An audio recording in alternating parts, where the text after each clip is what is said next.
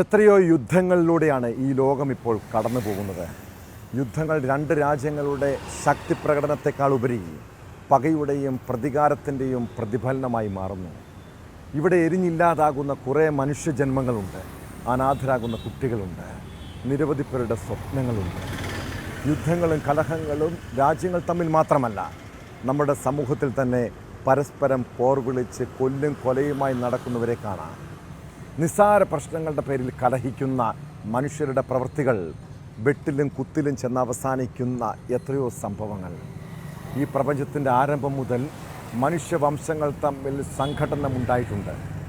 അത് ആശയങ്ങളുടെ പേരിലാകാം, മതത്തിൻ്റെയും രാഷ്ട്രീയത്തിൻ്റെയും സംസ്കാരത്തിൻ്റെയും പേരിലും തമ്മിൽ തല്ലുകയും കൊല്ലുകയും ചെയ്യുന്നവരെ കാണാം. പരസ്പരം പോർ വിളിച്ച് യുദ്ധം ചെയ്യുന്നവർ പിന്നീട് ഐക്യപ്പെടാം, പ്രശ്നങ്ങൾ പരിഹരിക്കപ്പെടാം. എന്നാൽ ആ മുറിവ് അത്ര വേഗം ഉണങ്ങില്ലെന്ന തിരിച്ചറിവ് ആർക്കെങ്കിലും ഉണ്ടാകുമോ? അക്രമ ചിന്തകൾ വെടിഞ്ഞ് സമാധാനത്തിൻ്റെ നല്ല പുലരിക്കായി നമുക്ക് പ്രതീക്ഷയോടെ കാത്തിരിക്കാം.